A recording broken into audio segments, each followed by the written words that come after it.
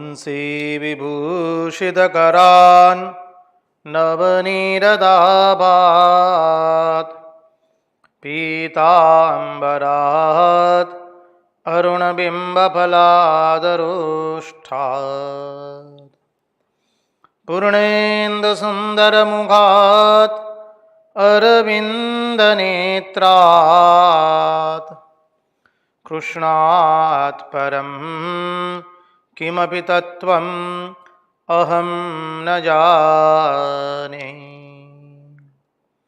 कृष्णात् परं किमपि तत्त्वम् अहं न जाने। स्वस्ति श्री गणेशाय नमः। श्री सरस्वत्यै नमः। श्री गुरुभ्यो नमः। वक्रतुंड महाकाय सूर्यकोटि समप्रभ निर्विघ्नं कुरु मे देव सर्वकार्येषु सर्वदा। नारायणं नमस्कृत्य नरं चैव नरोत्तमं देवीं सरस्वतीं व्यास ततो जयमुदीरयेत्। नमस्ते शारदे देवी सरस्वती मतिप्रदे वसत्वं मम जीवहाग्रे सर्वविद्याप्रदा भव। गुरुर्ब्रह्मा गुरुर्विष्णु गुरुर्देवो महेश्वरः गुरुर्साक्षात् परब्रह्म तस्मै श्री गुरवे नमः। सच्चिदानन्दरूपाय विश्वोत्पत्त्यादिहेतवे तापत्रयविनाशाय श्रीकृष्णाय वयं नुमः। ॐ नमः परमहंसास्वादित चरणकमलचिन्मकरन्दाय भक्तजनमानसनिवासाय श्रीरामचन्द्राय विश्वसर्गविसर्गादि नवलक्षणलक्षितं श्रीकृष्णाख्यं वरं धाम जगद्धाम नमामि तत्। ॐ स्थापकाय च धर्मस्य सर्वधर्मस्वरूपिणे अवतारवरिष्ठाय रामकृष्णाय ते नमः। मुगं करोति वाचालं पङ्गुं लङ्घयते गिरिं यत्कृपात्वमहं वन्दे परमानन्दमाधवम्। कृष्ण कन्हैया लाल की जय। भक्तवत्सल भगवान की जय। वृंदावन बिहारी लाल की जय। भागवत भगवान की जय। भक्त भागवत भगवान की जय। ओम नमो भगवते वासुदेवाय। नारायण नारायण नारायण नारायण। सर्वप्रथम हम पूज्यपाद स्वामी आदि बाबानंद जी महाराज जी के चरणों में सश्रद्धेय प्रणाम निवेदित करते हैं। तत्पश्चात रामकृष्ण आश्रम राजकोट के अध्यक्ष पूज्यपाद स्वामी निखिलेश्वरानंद जी महाराज जी के चरणों में सश्रद्धेय प्रणाम निवेदित करते हैं। उपस्थित पूज्यपाद प्रभु सेवानंद जी महाराज एवं अन्यान्य सभी सन्यासी महात्माओं एवं विरक्तों के चरणों में सश्रद्धेय प्रणाम निवेदित करते हैं। और जो कोई भी सदृश्य श्राव्य माध्यम से भागवत रसामृत का रसपान कर रहा है, उन सब के हृदय में निवासित उस अनंत अखंड अविनाशी परब्रह्म परमात्मा को मुहुर्मुहुर वंदन करके आइए हम श्रीमद् भागवत रसामृत के रस सागर में अवगाहन करें।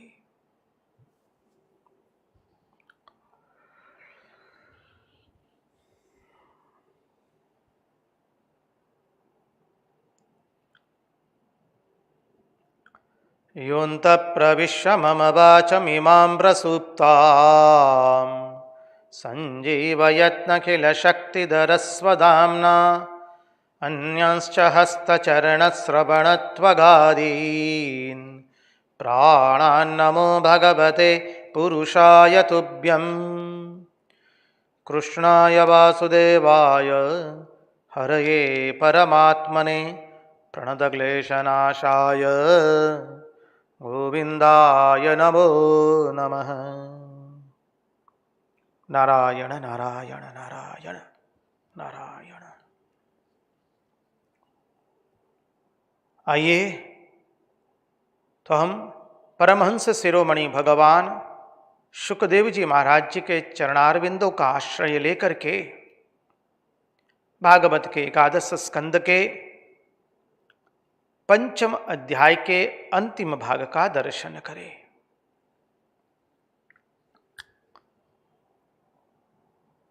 देखिए, कल हमने देखा था कि भिन्न भिन्न युग के अंदर में भिन्न भिन्न भगवान के अवतार होते हैं। सत्य युग में भगवान जो है बुद्धि में, त्रेता में मन में, द्वापर में कार्य में और कली में वाणी में है। और जब कलियुग में भगवान वाणी में आ गए हैं, बस भगवान कहते हम तो वाणी में आ गए, तुम हमारा नाम संकीर्तन करो। जितना कलिकाल के अंदर में हम भगवान के नामस्मरण करते रहेंगे, जप करते रहेंगे भगवान के नाम का, उतना ही हमें आनंद मिलेगा। कलिकाल में ध्यान मनुष्य इतना कर सकता नहीं है। हम सब लोग ध्यान करने का प्रयास करते हैं। हम लोग जो जब भी करते हैं, महात्माओं की बात हम नहीं करते हैं, उच्च कोटि के साधकों और भक्तों की बात नहीं करते हैं। हम तो जो हमारे जैसे सामान्य मनुष्य है, हम लोग पापा डगली चलने वाले, इस अध्यात्म पथ पर हमारे जैसे सामान्य लोगों के लिए हम जो जप भी करने बैठते हैं, वो तो हमारे एक बैठने का अभ्यास करते हैं। हम जप करते हैं तो हम ही जानते हैं क्या हो रहा है भीतर में। माला तो कर में फिरे, जिब फिरे मुख माही, मन वो तेरो 14 सभ में, वो तो सुमिरन नाही। हाथ में माला घूम रही है, माला तो कर में फिरे, जीभ फिरे मुख माही, जीवा मुख में घूम रही है। मन वो तेरो 14 सभ में, हमारा मन जो है चारों दिशाओं में घूम रहा है। वो तो सुमिरन नाही, बोले वो सुमिरन नहीं हुआ जैसा होना चाहिए था। तो ऐसे हमारे मन की अवस्था है। कामनाओं के कारण, संकल्पों के कारण, इच्छाओं के कारण हमारा मन अत्यंत चंचल हो चुका है, मोहग्रस्त हो चुका है, विषयग्रस्त हो चुका है। तो कहते हैं, देखो जब यह मन की अवस्था है तो एक काम करो, तुम संकीर्तन करो अपनी वाणी से। श्री राम जय जय राम, हरे कृष्ण कृष्ण कृष्ण हरे हरे। तुम संकीर्तन करो, बोले मन से, वाणी से संकीर्तन करो भगवान का। उससे तुम्हारा मन शांत हो जाएगा, तुम्हारा मन भगवान में लगेगा। इस कलियुग में कितने भी दोष हो, हमको दोष की ओर नहीं देखना है। इस कलियुग का सबसे बड़ा सद्गुण यही है कि इसमें नाम संकीर्तन करने से भगवान की प्राप्ति होती है।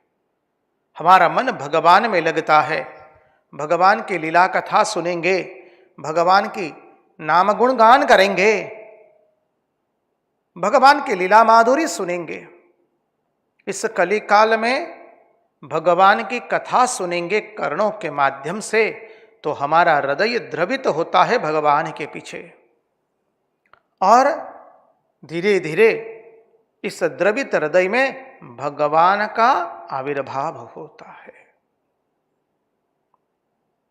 ये कलियुग की महिमा है। इसलिए महान ऋषि मुनि लोग भी, सज्जन लोग भी इस कली काल में बोले जन्म लेने के लिए लालायित होते हैं, क्योंकि इस कली काल में हम भगवान का नामस्मरण करेंगे, केवल नाम संकीर्तन करेंगे, उसी से हमारे मुक्ति मिल जाएगी। कलियुग में यज्ञ याग आदि करने की इतनी आवश्यकता नहीं है, कलियुग में ध्यान की इतनी आवश्यकता नहीं है, इतने कर्मकांड की आवश्यकता नहीं है। आवश्यकता है केवल भगवान नाम स्मरण की। बस जितना हो सके हम भगवान का नाम स्मरण करें। इसलिए देखिए श्री रामकृष्ण देव भी संध्या के समय ताली बजा बजा करके भगवान का नाम करते हैं।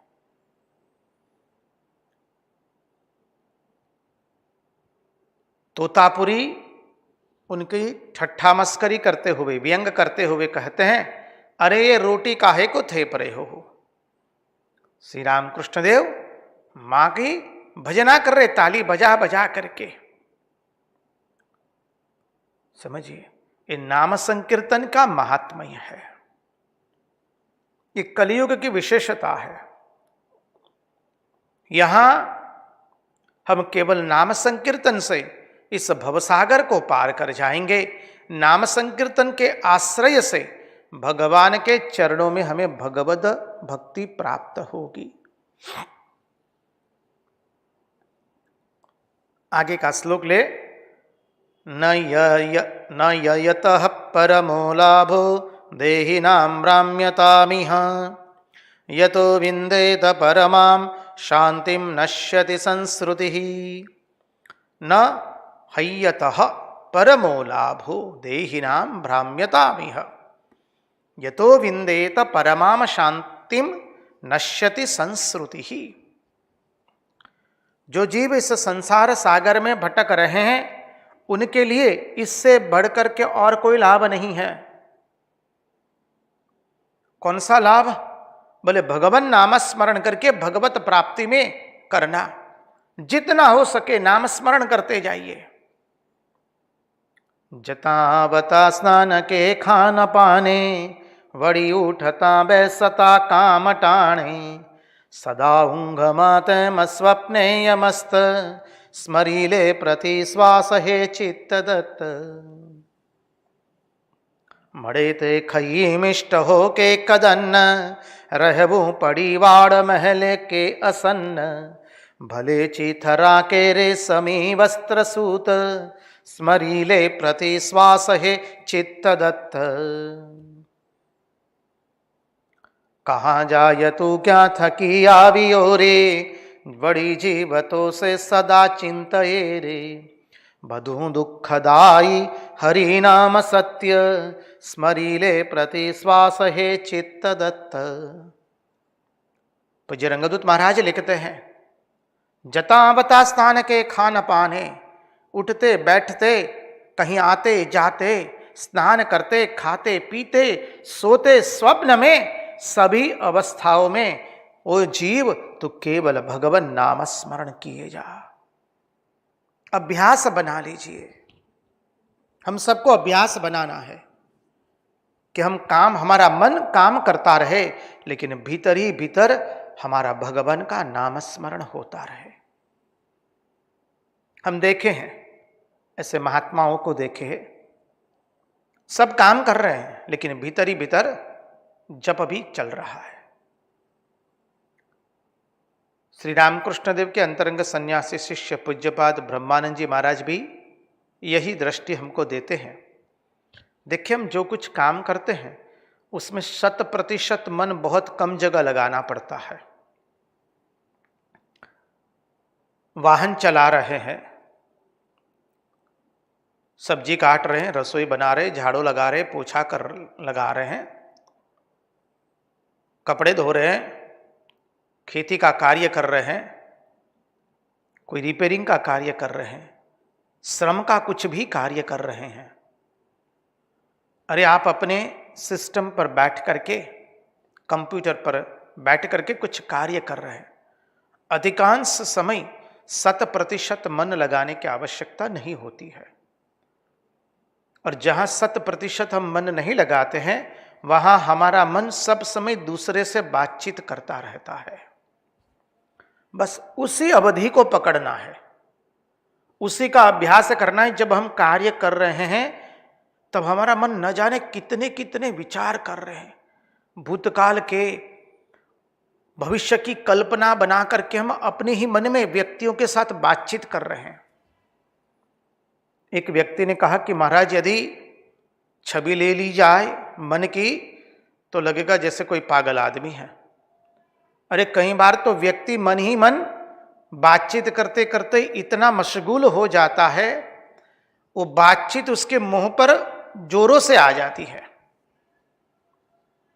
कई बार व्यक्ति अकेला बैठे बैठे हंसने शुरू कर देता है।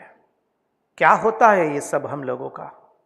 हमारा मन सब समय दूसरे से बातचीत कर रहा है। आप अपने हम हमारे मन को अवलोकन करेंगे तो हमें पता चलेगा। देखिए, सब समय हम दूसरे से बातचीत करते रहते हैं। हमारे मन से संबंधी हो गए, प्रियजन हो गए, आत्मीय जन हो गए, संतान हो गए, कहीं चले गए थे, उसकी कल्पना करके उसी घटना को वापस पुनः पुनः पुनरावर्तन कर रहे हैं। हम लोग थोड़ा चिंतन करेंगे तो हम कहते क्या है ये मन? बस उसी बातचीत को, उसी चिंतन को भगवान के साथ जोड़ देना है। देखिए, हम कुछ भी कार्य करते तो हमें संसार का चिंतन अपने आप होने लगता है, जिसे आप लोग कहते हैं आजकल की भाषा में बाय डिफॉल्ट। आंग्ल भाषा में आप शब्द प्रयोग करते बाय डिफॉल्ट। तो हम लोगों का बाय डिफॉल्ट संसार के साथ बातचीत शुरू हो जाती है। वो बाय डिफॉल्ट को बाय चांस,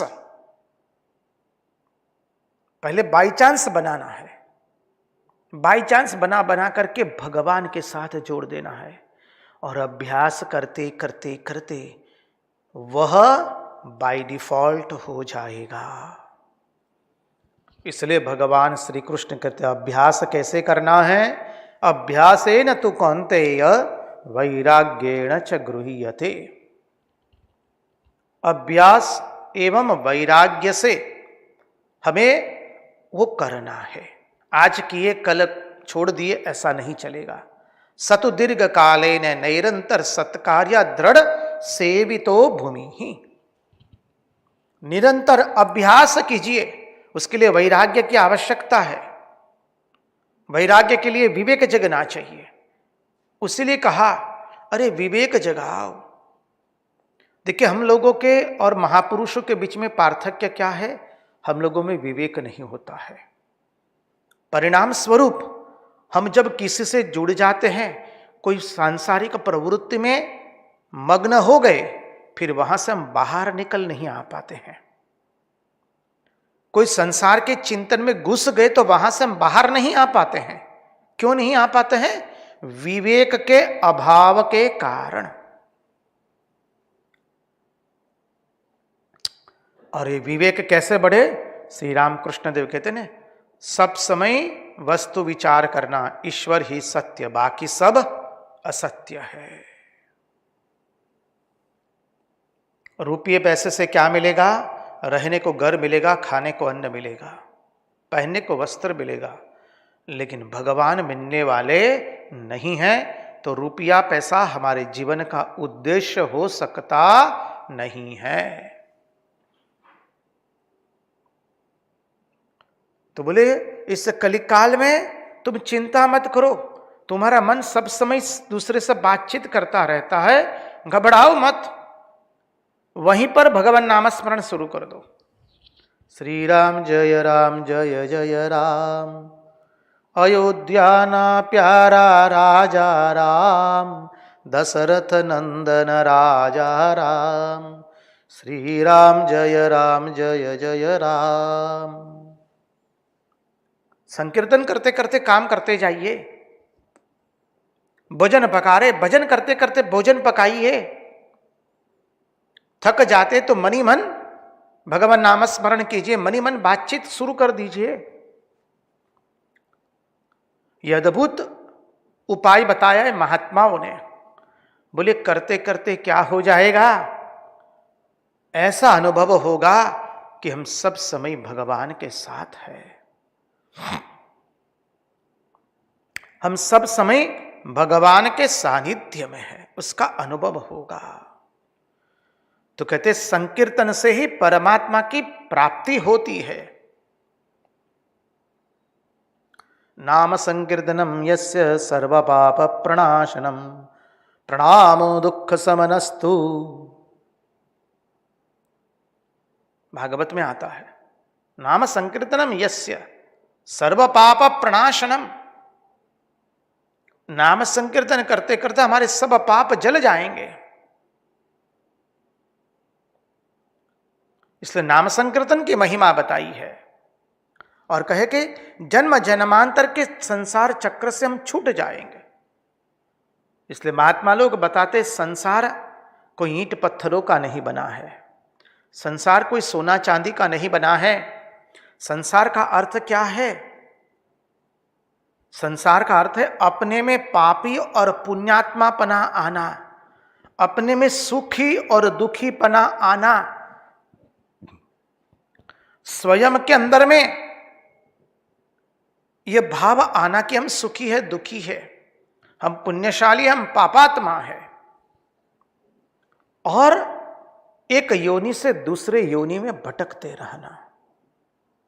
इस बार भगवान की कृपा से मनुष्य जन्म मिला है, साधन भजन करे, ताकि नाम संकीर्तन करे, ताकि क्या हो, बोले इस भवसागर से पार हो जाए। तो कहते परिच्छिन्न होने के कारण हमें संसार की जो तलवार अपने ऊपर पड़ती है उसका नाम संसार है। हम परिच्छिन्न है, परिच्छिन्न है। यहां पर जो ए पीठा रखा है उससे परिच्छिन्न है, सामने भागवत भगवान की पुस्तक है उससे परिच्छिन्न है, भगवान का श्री विग्रह उससे परिच्छिन्न है, सामने कोई एक व्यक्ति बैठी उससे हम परिच्छिन्न हैं। तो जो परिच्छिन्न होने के कारण संसार की जो तलवार हमारे ऊपर गिरती है उसी का नाम संसार है। कौन सी तलवार गिरती है? सुख दुख की, राग द्वेष की, पाप और पुण्य की। जो भगवान नाम और भगवत प्राप्ति, भगवत लीला गुणानुवाद का संकीर्तन करने से इन सब दुखों से छुटकारा जिसको प्राप्त हो जाता है, सबसे मुक्त हो जाता है, दुख से परिच्छिन्नता से मुक्त हो जाता है, वो अपने ही इष्ट को सर्व के अंदर देखता है।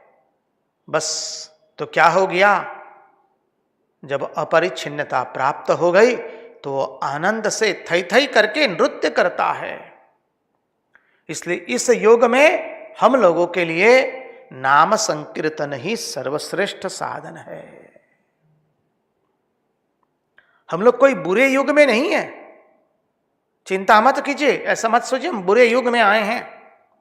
अरे कलियुग का सबसे बड़ा एक विलक्षण जो फायदा है वो केवल यहां पर भगवान नाम संकीर्तन से ही प्राप्त होते हैं।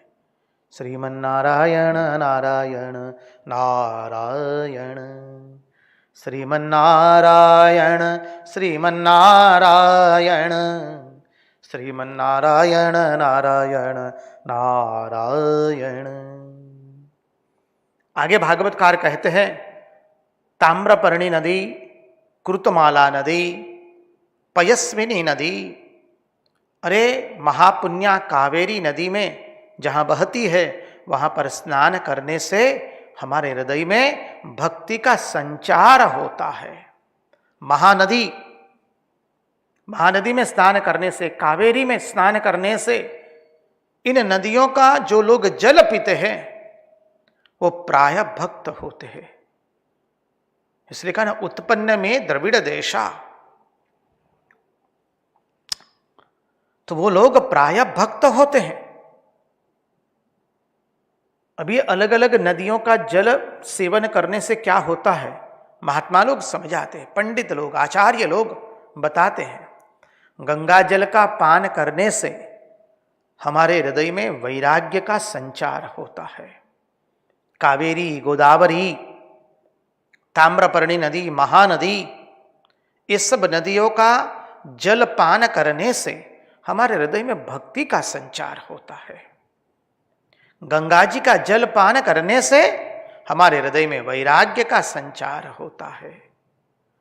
यमुना जी का जल पान करने से हृदय में प्रेम का संचार होता है। नर्मदा जी का जल पान करने से हमारे हृदय में तपस्या का भाव संचारित होता है। सरयू नदी का जलपान करने से हमारे हृदय में धर्म की वृत्ति, धर्म की भावना जो होती है उसमें वृद्धि होती है।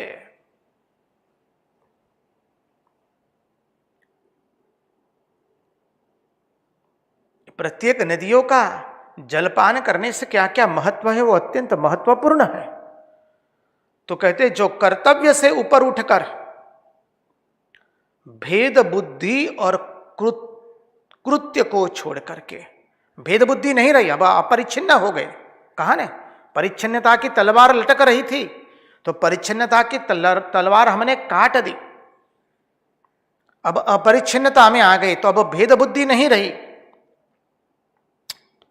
भक्त अभक्त, साधु असाधु, गृहस्थ सन्यासी, ज्ञान अज्ञान, उस भेद बुद्धि से हम परे चले गए।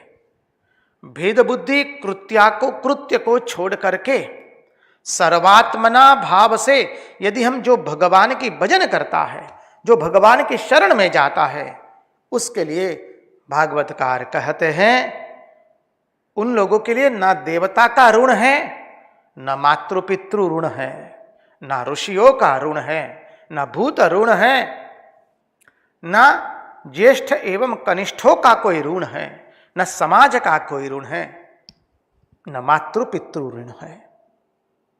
वो किसी के कर्जदार नहीं है, क्योंकि वो अध्यात्म मार्ग में परमार्थ के यात्री बन करके सर्व के अंदर में वो सर्वात्मना भाव से सर्व की पूजा कर रहे हैं, भेद बुद्धि से परे उठ चुके हैं।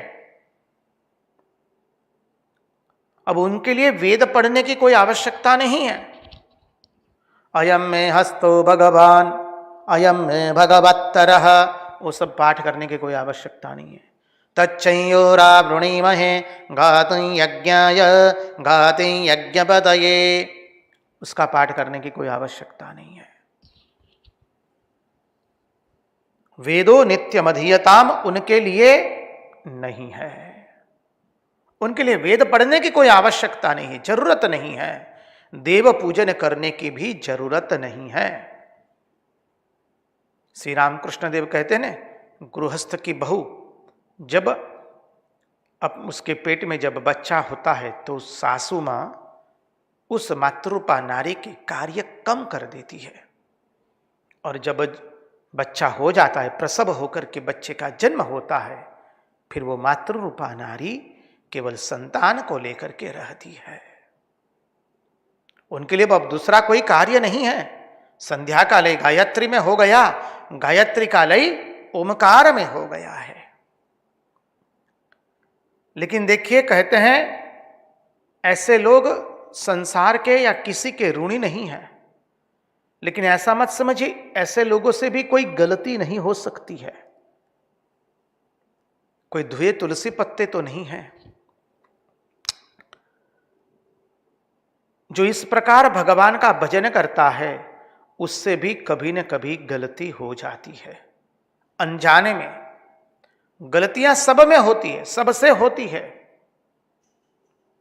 समझिए, हमारे और महापुरुषों में पार्थक्य यही है कि उनसे गलती एक बार होती है। विवेकवान व्यक्ति से, वैराग्यवान व्यक्ति से एक ही बार गलती होती है, दूसरी बार गलती नहीं होती। वो गलती का पुनरावर्तन नहीं करते हैं। हमारे में क्या तकलीफ है, हम गलती तो कर लेते हैं और विवेक और वैराग्य का अभाव होने के कारण उस गलती को हम पुनः पुनः गलती का पुनरावर्तन करते रहते हैं। वो गलती हम दोहराते रहते हैं, पुनरावर्तित करते रहते हैं। तो कहते हैं कि भगवान के ऐसे लोगों से भी यदि गलती हो जाए तो क्या करना है, तो बोले भगवान के सामने बैठ करके अपने पापों को निवेदित कर दे, अपनी गलती को निवेदित कर दे, हृदय से पश्चाताप करे, उनसे क्षमा मांगनी चाहिए। और हर रोज जिस मात्रा में हम जप करते होंगे उससे 2 गुना मात्रा में जप करना है। जितना ध्यान करते होंगे उससे थोड़ा ज्यादा ध्यान करना है। हर रोज 2000 जप करते हैं तो उस दिन 4000 करना है।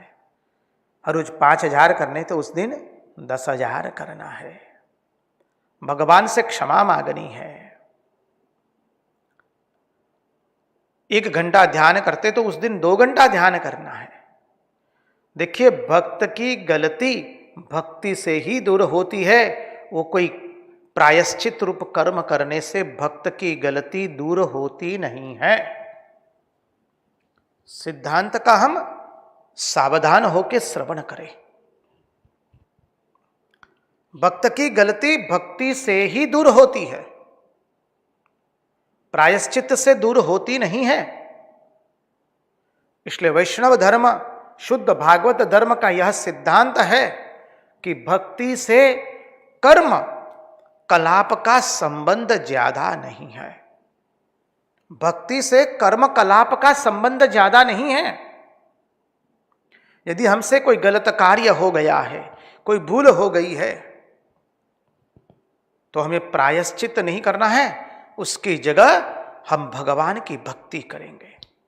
देखिए, श्री रामकृष्ण देव के अंतरंग सन्यासी शिष्य पूज्यपाद महापुरुष महाराज स्वामी शिवानंद जी महाराज, उनसे एक उनके शिष्य ने चिट्ठी में लिखा है, कुछ कार्य इतने आ गए कि कार्यवश वो उस दिन जप करना भूल गए। तो बोले क्या करें महाराज? तो महापुरुष महाराज कहते हैं, आगंतुक थे, नई नई दीक्षाली थी। महापुरुष महाराज कहते हैं उसको कह दो दूसरे दिन 10,000 जप करे, उपवास करके, केवल मुड़ी खा करके, मानी उपवास में आप जो भी लेते हो फल इत्यादि, उपवास करके, अल्पाहार करके, अत्यंत अल्पाहार करके अपने प्रायश्चित दूर करे। अब देखिए, महापुरुष महाराज भी क्या पद्धति बताते हैं, जप करना भूल गए तो दूसरे दिन अधिक संख्या में जप करो, अधिक मात्रा में ध्यान करो, क्योंकि भक्त की गलती भक्ति से ही दूर होती है, ना कि कोई प्रायश्चित रूप कर्म करने से। और इसलिए कहा कि भक्ति का कर्म कलाप से इतना ज्यादा संबंध नहीं है। भक्ति का कर्म कलाप से इतना ज्यादा संबंध जोड़ना नहीं चाहिए, क्योंकि भगवान हृदय में आ जाते हैं। और जब भगवान हृदय में आते हैं तो क्या होता है, सब पापों को वो दूर कर देते हैं। जब भगवान हृदय में आ गए तो अब पाप नहीं रहे हृदय में, तो क्या हो गया, बस भक्त जो है वो पाप रहित हो गया है। नारद जी ने यह अद्भुत संदेश सुनाया। किसको सुनाया? वसुदेव देवकी को। क्या संवाद था, याद कीजिए, नव योगेश्वरों का संवाद। मिथिला नरेश, राजा निमि और नव योगेश्वरों के बीच में जो संवाद हुआ है, कवि हरि, अंतरिक्ष, प्रबुद्ध, पिपलायन, आविर्होत्र, द्रुमिल, चमस एवं करभाजन, तो ये नव योगेश्वरों का संवाद यहां पूर्ण होता है। नारद जी कहते हैं कि नव योगेश्वरों के पास से यह अद्भुत भगवत सत्संग सुन करके, भागवत धर्मों का वर्णन सुन करके निमि राजा बहुत प्रसन्न हुए। बाद में नव योगीश्वरों की पूजा की है। स्वस्ति न इंद्रो वृदस्रवाः, स्वस्ति नः पूगा विश्ववेदाः, स्वस्ति नस्तार्क्ष्यो अरिष्टनेमिः, स्वस्ति नो बृहस्पतिर्ददातु। महात्माओं की, ब्राह्मणों की पूजा करते हैं, तब ये मंत्र गाते हैं। तो नव योगेश्वरों की श्रद्धा भक्ति पूर्वक पूजा की। तत्पश्चात नारद जी वसुदेव देवकी को संबोधित करते हैं और कहते कि भगवान श्री कृष्ण तुम्हारे बेटे बन गए हैं और तुमने उनको पुत्र स्नेह किया, फिर उन्हें हृदय में लगा करके अपने आप को आपने धन्य कर दिया है, पवित्र कर दिया है। स्वयं भगवान आपके बेटे बन करके पधारे हैं। आपने उनको हृदय से लगाया, पवित्र कर दिया अपने आप को। आप कितने भाग्यवान हैं। वैरेणम य नृपतय शिशुपाल पौंड्र शाल्यादयो गतिविलास विलोकनाद्यै ध्यायन्ताकृतधिया शयना सनादौ तत्साम्यमापुरनुरक्तधियां पुनः किम्। वैरेणम, वैरेण यम नृपतयः शिशुपाल पौंड्र शाल्वादयो। देखिए, शिशुपाल, शाल्व, दंतवक्त्र आदि राजाओं ने तो वैर भाव करके, शत्रु भाव करके भगवान की भजना की थी। शिशुपाल, दंतवक्त्र, शाल्व इत्यादि ने तो कहते भगवान श्री कृष्ण तो ऐसे हैं कि जिन्होंने उनसे वैर रख करके उनकी भजना की। इस वृत्ति को पाल करके जिसने भगवान के साथ दुश्मनावट की, उनकी वृत्ति भी श्री कृष्ण के साथ तदाकार हो गई और वे उनको प्राप्त हो गए। पूतना आई थी, सज धज करके वक्षस्थल पर विष लगा करके आई थी, विष पिलाने के लिए आई थी। सज धज करके दूध पिलाने के बहाने विष पिलाने आई थी। उस पुतना की भी क्या गति हुई। अहो बकीयम स्तनकालकूटम झीगांसयापाययप्यसाद्वी लेवे गतिम दातृ चिहितं दतोन्यम कं वा दयालुं शरणं व्रजेम, कं वा दयालुं शरणं व्रजेम। भगवान ने उसको भी अपनी पालक मां यशोदा को जो मुक्ति मिली है, प्राप्त हुई है, वही गति पूतना को भी दी है। ऐसे है हमारे भगवान श्री कृष्ण। तो नारद जी कहते हैं कि आपने तो भगवान की कितनी भक्ति से पूजन किया है, भगवान को कितना प्रेम दिया है। यह तो इनका माया मनुष्य भाव है। आप श्री कृष्ण को अपना पुत्र मत समझना, वे साक्षात परमेश्वर है। एते चांस कलह पुंस कृष्णस्तु भगवान स्वयं इंद्रारी व्याकुलम लोकम मृडजंती युगे युगे। वे साक्षात परमेश्वर है, यश विस्तार के लिए आए हैं। समझिए। अब वसुदेव देवकी, महाभाग वसुदेव जी ने और महाभाग देवकी जी ने नारद जी को वंदन किया, उनकी पूजा की और उनका मोह दूर हो गया। अब देखिए, जब वसुदेव जी ने, याद कीजिए, कुरुक्षेत्र के तीर्थ में, कुरुक्षेत्र तीर्थ में जब सूर्य ग्रहण आया था, 10वें स्कंद में हमने उसका चिंतन किया था। कुरुक्षेत्र में जब सूर्य ग्रहण के समय देवताओं को वसुदेव जी ने प्रश्न पूछा था, ऋषियों को, सन्यासी महात्माओं को, कि ऐसा कौन सा उपाय है जिससे परमात्मा की प्राप्ति हो। तब सभी सन्यासी महात्माओं ने, ऋषियों ने आ हा कर दिया। अरे स्वयं भगवान जिनके पुत्र बन करके आए हैं, आज वो प्रश्न कर रहे हैं। यह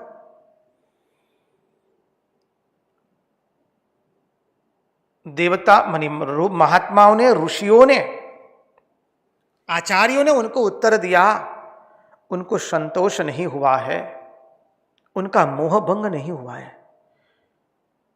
महात्माओं ने उनके अभिप्राय को समझ करके, उनकी मनस्थिति को समझ करके उनको एक बड़ा यज्ञ करने का, बड़ा यज्ञ का आयोजन करने को कहा, और उन्होंने बहुत बड़ा यज्ञ किया। फिर भी उनका मोह दूर नहीं हुआ है। जब भगवान उनके बेटे बन करके आए हैं, जब भगवान उनके बेटे बन करके आए हैं, फिर भी उनका मोह दूर नहीं हुआ है। अरे भगवान ने उनके बेटों को लौटा दिया, देवकी जी के 6 पुत्रों को लौटा दिया।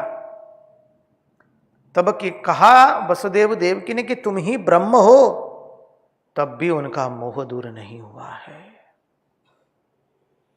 महात्मा लोग समझाते हैं कि असल में भगवान से मोह दूर नहीं होता है, भगवान मोह दूर नहीं करते हैं। अरे बोले मोह दूर कौन करता है? वो तो केवल महात्मा लोग ही मोह दूर कर सकते हैं, क्योंकि भगवान महात्माओं की महिमा बढ़ाना चाहते हैं। भगवान चाहते तो महात्माओं के मुंह से कुरुक्षेत्र मैदान में ही एक अद्भुत उपदेश दे देते, लेकिन महात्माओं ने यह नहीं किया, क्योंकि भगवान नहीं चाहते थे। भगवान नहीं चाहते थे कि उनके कारण इनका मोह दूर हो जाए। वसुदेव देवकी का वो भी नहीं चाहते थे। भगवान तो चाहते थे कि मेरे महात्मा लोग जो निस्दिन मेरा गान करते रहते हैं, उनके द्वारा वसुदेव देवकी का मोह भंग हो। ये भगवान की लीला है। भगवान की लीला एक होती है, उसके अर्थ अनेक होते हैं। इसलिए कहा साधवो हृदयम मह्यम साधुनाम हृदयम त्वहम मदन्यते न जानन्ति नाहम तेभ्यो मनागपि। मैं साधुओं का हृदय हूं और मेरा हृदय साधु लोग है, वो मेरे सिवा और कुछ भी नहीं जानते हैं, मैं उनसे अभिन्न हूं। साधवो हृदयम मह्यम साधुनाम हृदयम त्वहम मदन्यते न जानन्ति नाहम तेभ्यो मनागपि। इसलिए भगवान ने जानबूझ करके नारद जी को भेजा द्वारिका के अंदर में, क्योंकि अब द्वारिका तो अभी डूबने वाली है। अब यादवों का संहार होने वाला है, यादवों का विनाश हो जाएगा, द्वारिका डूब जाने वाली है। उसके पहले महात्माओं को भेज करके, नारद जी को भेज करके भगवान श्री कृष्ण ने वसुदेव देवकी का मोह दूर करवाया। यही भगवान की भगवत्ता है कि वो अपने से अधिक अपने भक्त, अपने महात्माओं की महिमा बढ़ाते हैं। ये तो भगवान की महिमा है।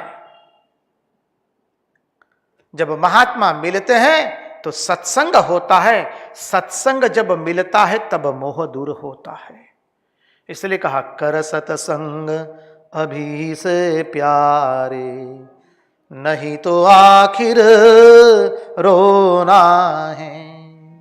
अंधकाल को कामन आबद, वृथा जगरिज वाना है। बड़े बड़े तो गए मिजासी, उनका कहाँ ठिकाना है।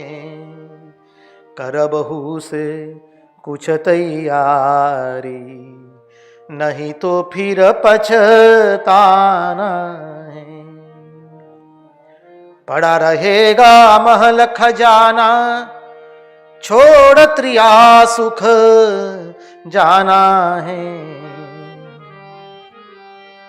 लगाप में आप ही गोता, रंग नैन का नैना है। कर सत्संग अभी से प्यार है, इसलिए सत्संग करना है। इसलिए भगवत पाद कहते हैं सत्संगत्वे निस्संगत्वम, निस्संगत्वे निर्मोहत्वम, निर्मोहत्वे निश्चल तत्वम, निश्चल तत्वे जीवन मुक्ति। हमारे संत तुलसीदास जी ने कह दिया, बिनु सत्संग विवेक न होई, राम कृपा बिनु सुलभ न सोई। इसलिए भगवान श्री रामकृष्ण देव रामकृष्ण कथामृत में पुनः पुनः कहते, सत्संग करो, सत्संग करो, साधु संग करो, साधु संग करो, सत्संग करो। भक्त के पास बार बार जाओ, भगवान के भक्तों के पास, भगवान के साधु सन्यासियों के पास जाओ और जाकर के सत्संग करो। सत्संग की इसलिए इतनी महिमा बताई गई है। इसलिए अज्ञान दूर करने का काम देवर्षि नारद जी ही केवल करते हैं। और अंत में श्री सुखदेव जी महाराज कहते हैं कि परीक्षित, वसुदेव देवकी की मोह निवृत्ति का यह इतिहास बड़ा पुण्यप्रद है। इस नव योगेश्वरों का संवाद जो सुनता है, समाहित होकर के जो इसका श्रवण करता है, इसकी धारणा करता है, वह ब्रह्म पद को प्राप्त होता है। फल बता दिया कि इस नव योगेश्वर का संवाद जो धारण करता है, श्रवण करता है, उसको ब्रह्म पद की प्राप्ति होती है। अब आगे का अध्याय 6 बहुत सुंदर है। अध्याय 6 में हम प्रवेश करें। शुकदेव जी महाराज कहते हैं कि राजन हे परीक्षित, जब नारद जी वसुदेव देवकी को उपदेश करके चले गए तब क्या हुआ? बोले देवता लोग आ गए द्वारिका में। द्वारका में देवता लोग आ गए, उपस्थित हो गए।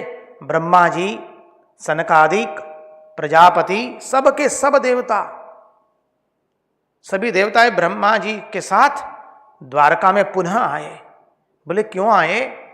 तो याद कीजिए, हमने भागवत के सत्संग में देखा था, सब देवताओं को लेकर ब्रह्मा जी गए थे। कहाँ गए थे? क्षीर सागर पर गए थे। और क्षीर सागर पर जाकर के सब देवताओं ने भगवान की स्तुति की थी ना। क्या कहा था? सहस्र शिरसा पुरुषः सहस्राक्ष सहस्रपात् सभूमिं विश्वतो वृत्वा अत्यतिष्ठत् दशांगुलम् पुरुष एवेदगं सर्वं यद्भूतं यच्च भव्यम् उतामृतत्वस्येषानः यदन्नेनातिरोहति। भगवान को प्रार्थना की है। भगवान, पृथ्वी पर बहुत पाप का भार बढ़ गया है, अब बहुत हुआ, प्रभु कृपा करके आप जल्द से जल्द जन्म धारण कीजिए। देवताओं की स्तुति पर देवताओं ने सुंदर स्तुति की है भगवान की। और जब भगवान देवताओं की स्तुति सुन करके भगवान जब वसुदेव देवकी के कुख से जन्म धारण करते हैं और जन्म धारण करके अपना कार्य पूर्ण किया, परित्राणाय साधूनां विनाशाय च दुष्कृतां धर्म संस्थापनार्थाय संभवामि युगे युगे। जब अपना ये अद्भुत कार्य भगवान ने पूर्ण कर दिया,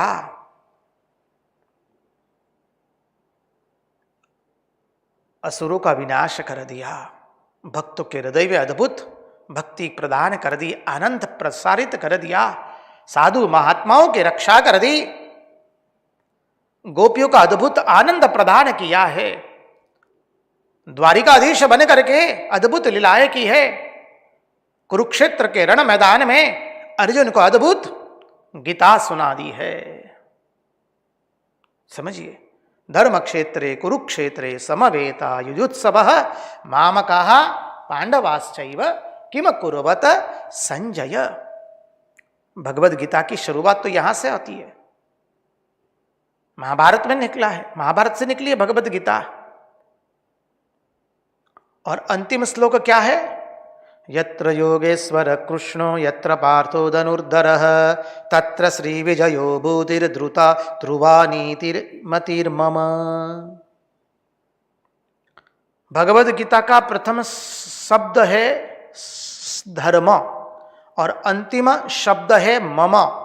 धर्म मम, मेरा धर्म क्या है, यही पूछा गया है, मेरा धर्म क्या है। और हमारे मधुसूदन, हमारे केशव, हमारे पूर्ण पुरुषोत्तम भगवान श्री कृष्ण चंद्र अद्भुत उपदेश करते हैं गीता का। तो गीता का उपदेश भी हो गया है, असुरों का विनाश हो गया, धर्म की स्थापना हो गई, महात्माओं को आनंद दिया, भक्तों को अनुपम आनंद दे दिया है, गोपियों को परमानंद की प्राप्ति हो चुकी है, सब कार्य पूर्ण हो चुके हैं। अब देवता लोग द्वारिका में आए हैं, क्योंकि जब काम होता है तब हम भगवान के पास जाते हैं। किसी व्यक्ति के पास हम काम करवाने जाते हैं कि भाई हमारा थोड़ा इतना काम कर दीजिए, आप पदासीन हैं, उच्च आसीन हैं, आपके लिए ये आसान रहेगा, हम आपको विनती करते हैं, हम याचिका दाखिल करते हैं पदाधिकारी को, और जब याचना के अनुसार कार्य पूर्ण हो जाता है तो हम पुनः उस पदाधिकारी के पास, सरकार श्री के पास या महात्माओं के पास जाकर के उनको कहते हैं आपका हम बहुत बहुत ऋणी हैं, हम धन्यवाद ज्ञापित करते हैं आपको, हमारा कार्य आपने पूर्ण कर दिया और हमको आश्वस्त कर दिया। तो यही रीति से अब देवता लोग द्वारका में आए हैं। सभी देवताएं पधारे हैं ब्रह्मा जी के साथ, सनकादिक, प्रजापति, वशिष्ठ, सब देवताएं, ऋषि लोग, सब लोग आए द्वारिका में और आकर के भगवान की स्तुति करते हैं। क्या स्तुति करते हैं वो हम एक भजन के बाद देखेंगे। महाराज जी से नम्र निवेदन रहेगा कि कृपा करके एक भजन की प्रस्तुति करें, तत्पश्चात हम 6ठे अध्याय में प्रवेश करेंगे।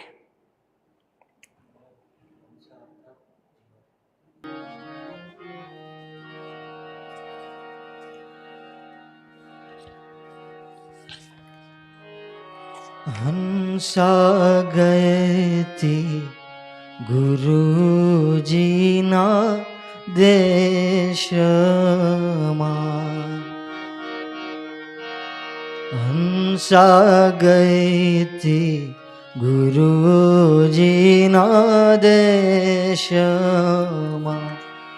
ज्યાં છે જળહળ જ્યોતિ પ્રકાશ અગમ ઘેરે જઈ ચડી જ્યાં છે જળહળ જ્યોતિ પ્રકાશ અગમ ઘેર જઈ ચડી હંસા ગઈ થી गुरुजी ना देश। भजन बहुत सुंदर है, गुजराती भजन है। हंसा गई थी गुरुजी ना देश में। हंस अर्थात जीव, ये जीव भगवान के पास गया तो क्या है वहां पर निष्दिन ज्योति प्रकाश आनंद सच्चिदानंद वहां पर विराजित है, उसका वर्णन हो रहा है। हंसालखन जोता थई आंधड़ी हंसालखन जोता थई आंधड़ी हंसालखन जोता थई आंधड़ी टूट्या जन्म मरण ना पाश अगम घरे जई चढ़ी। हंसा जब भगवान के पास गई, अगम घेर, अगम के घर गई तो क्या हुआ? अरे उसकी आंखें चली गई। कौन सी आंखें चली गई? अज्ञान रूपी नेत्र चले गए, मोह रूपी नेत्र चले गए। और क्या प्राप्त हुआ? उसको अलख की प्राप्ति हो गई, आनंद की प्राप्ति हुई। हंसा गई थी गुरु जी ना देश,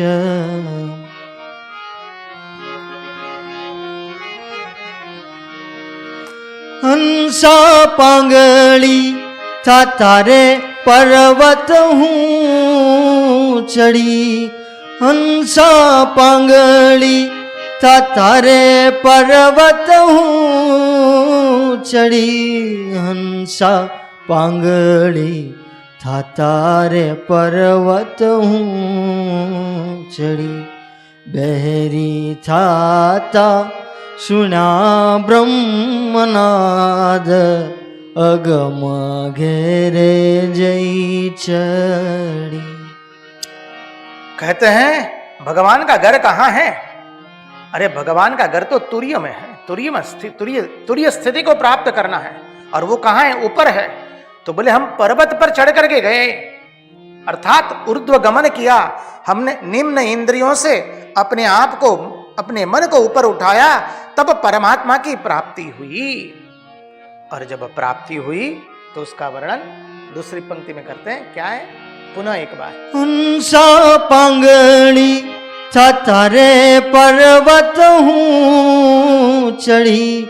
बेरी था सुन्या ब्रह्मनाद, अगम घेरे जई चढ़ी। और वहां जाकर हमने क्या सुना? ब्रह्मनाद श्रवण किया। ऐसा अद्भुत ब्रह्मनाद सुना ही दिया। जब भगवान के पास गए हमें ब्रह्मनाद की प्राप्ति हुई। हंसा गई थी गुरु जी ना देश मां,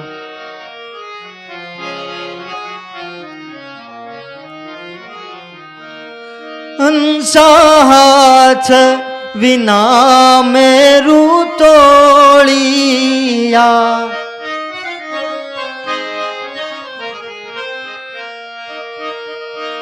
हंसा हाथ रे विना मेरू तोड़िया। हंसा हाथ रे विना मेरू तोड़िया। जीभ वीना चाख्या में तो स्वाद, अगम घेरे जई चढ़ी। कहते हैं मैंने बिना हाथ पुष्प तोड़े हैं। अरे बिना जिह्वा, वहां पर मुझे अधरामृत का पान हुआ है। वहां पर ये इंद्रियों वाला कार्य नहीं होता है, जो श्री रामकृष्ण देव कहते हैं। साधना करते करते प्रेम का शरीर बनता है, प्रेम के नेत्र, प्रेम की इंद्रियां। हंसा गई थी गुरु जी ना देश। आज राग में लीजिए, बीजी पंक्ति ऊपर ना लेता, मजा आएगा। हंसा हूँ ने मारू ना हवन करा। हंसा हूँ ने मारू ना हवन करा। हंसा हूँ ने मारू नाम हवन करा। હવે થઈ રહી મારા હૈયા મહાશ, અગમ ઘેરે જઈ ચડી। हम जब अगम के घर पहुंच गए तो क्या हुआ? मैं और मेरा, उसका हमने होम कर दिया, जला दिया। और जला करके हम एक हो गए। परम पद की प्राप्ति हुई। हंसा गई थी गुरुजी ना देश में, हंसा गई थी गुरुजी ना देश में।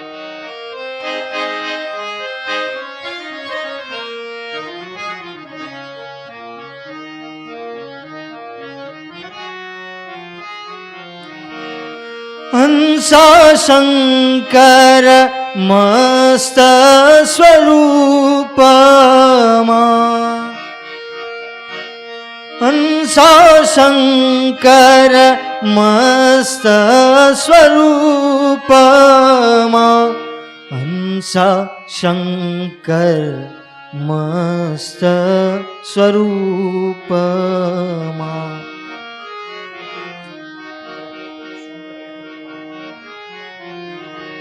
हंसा शंकर मस्त स्वरूप मां, પછી કહો ને કોની હોય આશ, અગમ ઘેરે જઈ ચડી। कहते हैं जब हम भगवान के अगम घर में पहुंच गए तो क्या हो गए, हम अपने स्वरूप में स्थित हो गए। अब बताइए हमें किसकी आवश्यकता है। जब हम स्वयं के स्वरूप में स्थित हो गए तो बोले हंसा गई थी अलख ने घेर, अर्थात ये जीव अलख के घर गया।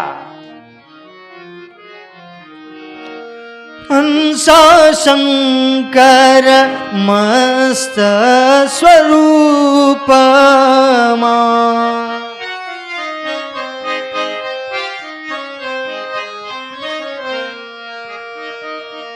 हंसा शंकर मस्त स्वरूप मां, हंसा शंकर मस्त स्वरूप मां। शंकर शंकर शंकर मस्त स्वरूप मां, પછી કહો ને કોની હોય આશ, અગમ ઘેરે જઈ ચડી। हंसा गई थी गुरुजी ना देश मां, ज्यां छे जळहळ ज्योति प्रकाश, अगम घेरे जई चढ़ी। हंसा गई थी गुरुजी ना देश मां, हंसा गई थी गुरुजी ना देश मां, हंसा गई थी गुरुजी ना देश मां। कृष्ण कन्हैया लाल की जय।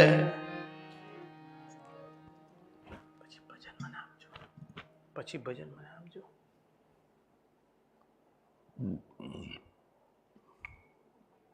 तो आइए चले हम षष्ठम अध्याय में प्रवेश करते हैं।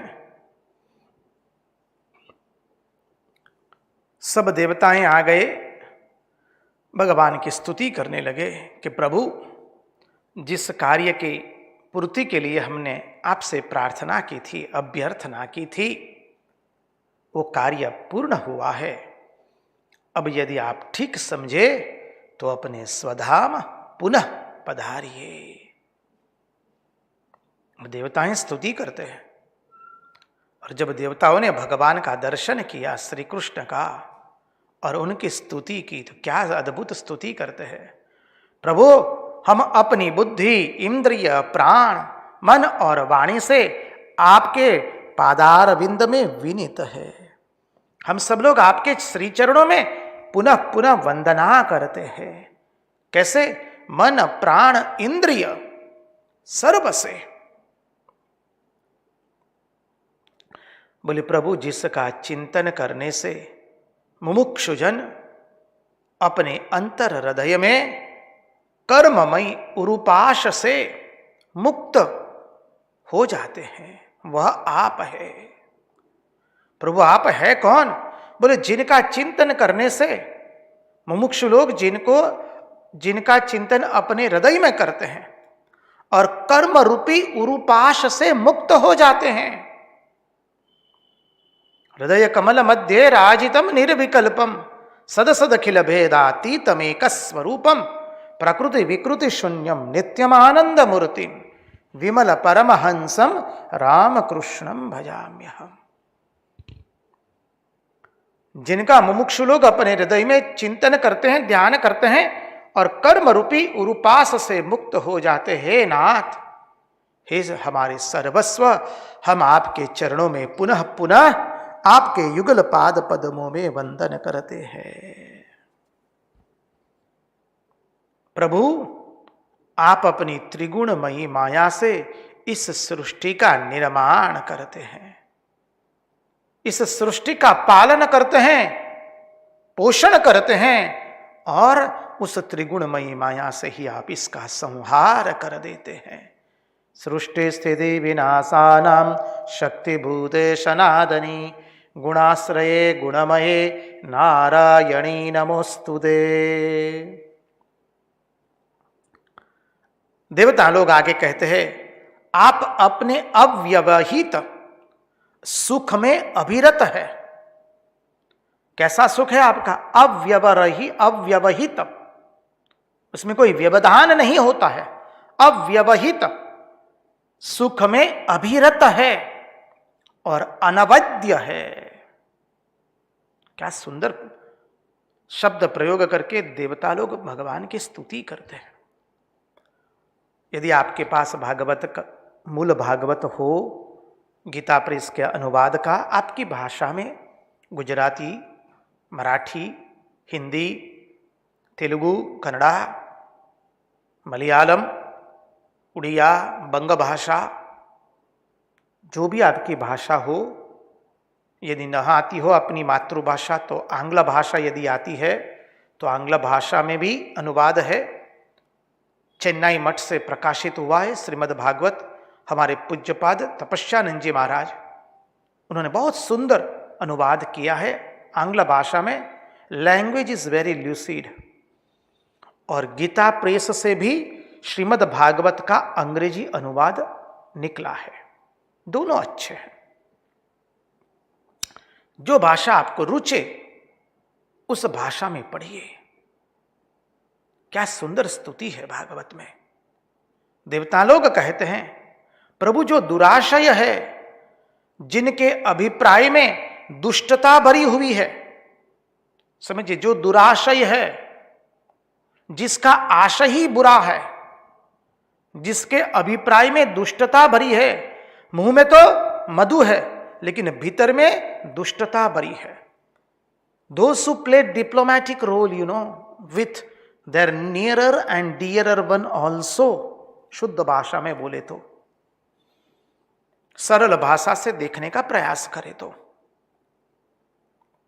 मन में एक है और बाहर में जो दूसरा दिखाता है, मुंह पर दूसरा है और क्रिया में तीसरा ही निकलता है। ऐसे लोग जिनके मन में दुष्टता भरी है, जिनका दुराशय है, ऐसे लोग चाहे कितना भी आप विद्या प्राप्त कर ले, वो कितने भी पंडित बन जाए, कितने भी शास्त्रों का अध्ययन कर ले और कितने भी विद्या अर्जित कर ले, कितना भी उनको वेदाज्ञान हो जाए, अध्ययन हो जाए उनको, कितनी भी वो तपस्या कर ले, कितनी भी क्रिया हो जाए, प्रभु समझिए, भगवान कहते हैं कितना भी कुछ भी हो जाए परंतु उनके हृदय की शुद्धि होती नहीं है। हृदय की शुद्धि पर कितना महत्व दिया गया है। इसलिए ठाकुर कहते मन मुख एक करने का। समझिए, हृदय की शुद्धि, हम यदि विद्याध्ययन न करें, तपस्या न करें, ज्ञानी न बने, लेकिन हृदय यदि हमारा पवित्र है तो भगवान तुरंत आएंगे। जिसका हृदय पवित्र है वही धन्य है। और सरलता और हृदय पवित्रता पिछले जन्म के अनेक तपस्या के परिणाम स्वरूप ही प्राप्त होती है, अन्यथा हृदय कुटिल मिलता है। फिर कहते श्रवण से, सुन सुन करके जब भगवान को भक्त लोग अपने हृदय में ले आते हैं, भगवान आपकी गुणानुकथा, आपकी लीला माधुरी सुन सुन करके जब भक्त आपको अपने हृदय में बैठा देते हैं, बैठाल देते हैं, हृदय में श्रद्धा का संग्रह किया जाता है, तब हृदय की शुद्धि होती है। अब हृदय की शुद्धि कैसे होती है वो भी बताया। अपने कर्णों से प्रविष्ट कर्णरंध्रेण स्वानाम भाव सरोरुहम धुनोति समलम कृष्ण सलीलस्य यथा शरथ। भगवान की कथा सुन सुन करके, हमारे कर्ण के माध्यम से जब भगवान की कथा हमारे हृदय में प्रवेश करती है तो हमारा हृदय पवित्र होता है। इसलिए कहा हरि अनंत, हरि कथा अनंत, बिनु सतसंग विवेक न होई, राम कृपा बिनु सुलभ न सोई। इसलिए महात्माओं का संग करना, इसलिए कहा गुरु गोविंद दोने खड़े, काके लागू पाए, बलिहारी गुरु आपकी, गोविंद दियो दिखाई। मुमुक्ष लोग जिनका अर्चन करते रहते हैं, भक्त लोग चतुर्व्यूह में जिनकी पूजा करते हैं, याज्ञिक लोग यज्ञ के अंदर में जिनके लिए हवन करते हैं, जिनके कारण याज्ञिक लोग यज्ञ करते हैं, और योगी लोग अणिमा आदि के रूप में जिनका चिंतन करते हैं। भगवान आप वह है। योग मार्ग वालों का बताया, याज्ञिकों का बताया, याज्ञिक लोग, फिर बताया भक्त लोग चतुर्व्यूह में जिनकी भजना करते हैं, मुमुक्षु लोग जिनका अर्चन करते रहते हैं, याज्ञिक लोग जिसके लिए हवन करते हैं, योगी लोग अणिमा आदि के रूप में जिसका ध्यान करते रहते हैं, वही आप है। आप कौन है? वही परम तत्व है, वो प्रभु आप ही है। आप हम पर प्रसन्न हो, आप हम पर प्रसन्न हो। देवता हैं, कहते प्रभु जब भक्त लोग आपको वरमाला पहना देते हैं। अब देखिए, स्तुति की भी एक परंपरा होती है। भगवान के श्रीअंग का वर्णन किया जाता है, भगवान के श्रृंगार का वर्णन किया जाता है, तो थोड़ा लचीलापन भी आता है उसमें। उस लचीलापन से भक्त लोग कहते हैं। अभी देवता लोग वही भाव यहां पर प्रदर्शित करते हैं। प्रभु जब भक्त लोग आपको वरमाला पहना देते हैं, वनमाला पहना दिया, भक्तों की भी महिमा प्रदर्शित हो रही है। यहां पर भगवान की अपनी महिमा प्रदर्शित हो रही है, और लचीलापन भी आ रहा है। कहते हैं कि प्रभु जब भक्त लोग आपको वनमाला पहना देते हैं, तब लक्ष्मी जी को यह ख्याल आता है कि जिसके वक्षस्थल और जिसकी छाती पर तो मैं हूं, उस पर यही वनमाला कहां से आ गई। अब लक्ष्मी जी चाहती है उस वनमाला को दूर कर देने का, लेकिन प्रभु आप दूर नहीं करते हैं, और वो वनमाला मुरझाती भी नहीं है। प्रभु वनमाला सदैव नित्य प्रस्फुटित रहती है, नित्य वो हरी भरी रहती है। वो वनमाला मुरझाती नहीं है, वह तो आपका स्पर्श प्राप्त करके नित्य हरी हरी रहती है। आप उसे लक्ष्मी जी के न चाहने पर भी उसको आप अपनी छाती से अलग नहीं करते हैं, आप अपने वक्षस्थल पर से उसे अलग नहीं करते प्रभु। क्यों? लक्ष्मी जी नाराज हो जाए तो कोई बात नहीं, आप नाराज कर देते लक्ष्मी जी को। लक्ष्मी जी यदि नाराज हो जाती है तो हो जाने दो, आप कहते हैं, उसको भले ही नाराज हो जाए, लेकिन आप सोचते हैं मेरे भक्त ने ये वनमाला दी है, भक्त की पहनाई हुई वनमाला है, मैं उसे कतई दूर नहीं करूंगा। वाह रे प्रभु वाह, आपकी क्या महिमा हो, क्या महिमा है। कृष्ण कन्हैया लाल की जय। भगवान लक्ष्मी जी को नाराज करने के लिए तैयार है। अरे नाराज कर देते हैं। प्रहलाद आख्यान में तो आता है, भगवान का विकराल स्वरूप देख करके कोई देवताओं की हिम्मत नहीं होती है भगवान के पास जाने की। देवताओं ने माता लक्ष्मी जी को भेजा है। लक्ष्मी जी भी जाती है, भगवान का विकराल स्वरूप देखती है, गर्जना करते करते नरसिंह स्वरूप धारण किया है। बोलो वराह लक्ष्मी नरसिंह स्वामी जी की जय। हमारे विशाखापट्टनम में तो लक्ष्मी नरसिंह स्वामी का सुंदर मंदिर है, सिंहाचलम में तीर्थ क्षेत्र है। उसी के कारण विशाखापट्टनम शहर जो है, नगर जो है, अद्भुत है। और भगवान का श्री विग्रह भी अद्भुत है वहां पर।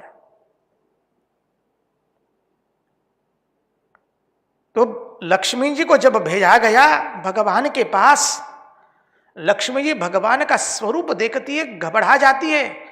उनको स्वयं को होता है क्या ये मेरे स्वामी हैं? लक्ष्मी जी की भी हिम्मत नहीं होती है अपने स्वामी के पास जाने की। ब्रह्मा जी बाद में प्रहलाद को कहते, प्रहलाद तुम ही जाओ, क्योंकि तुम्हारे कारण ही प्रभु इस स्वरूप धारण करके आए। और भक्त प्रहलाद जो है हाथ जोड़ करके भगवान के पास आकर स्तुति करते हैं। भगवान से रहा नहीं जाता है। भगवान प्रहलाद जी को अपनी गोद में ले लेते हैं। गले में अरे हिरण्यकशिपु की आते हैं, आंतों की माला है। पूरा शरीर जो है हिरण्यकशिपु के रक्त से हरा भरा भरा लाल लाल हो चुका है, रक्त वर्ण हो चुका है, मांस के लोचे पड़े हैं। भगवान क्रुद्ध होकर के गर्जना कर रहे हैं। जहां भगवान ने भक्त को दिखा, भगवान प्रहलाद जी को उठा लेते। ये प्रसंग सामान्य नहीं है, प्रहलाद चरित्र सामान्य नहीं है। इसलिए भक्तराज प्रहलाद, भक्तों में सर्वप्रथम प्रहलाद जी आते हैं। प्रहलाद नारद पराशर पुंडरिक व्यासांबरीश शुक शौनक भीष्मादि मदालभ्याम रुकमांगदार्जुन वशिष्ठ विभीषण आदि पुण्यान इमाम परमम भागवतम स्मरामि। आप सुबह उठ करके गाते हैं ना, न गाते हो तो गाना शुरू कर दीजिएगा।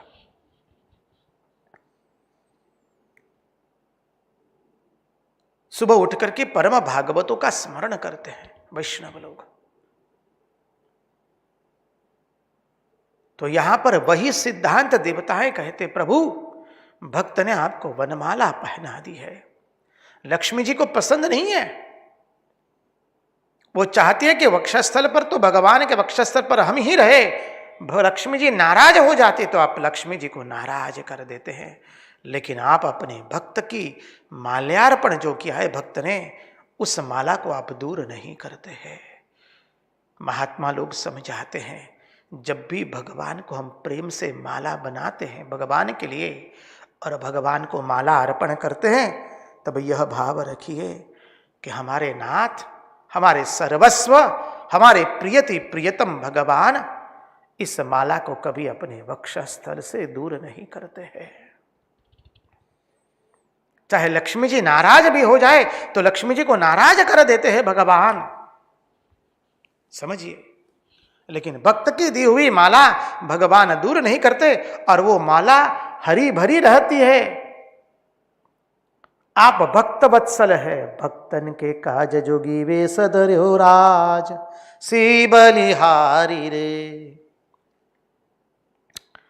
भक्तों की प्रार्थना पर तो आपने अवतार धारण किया है।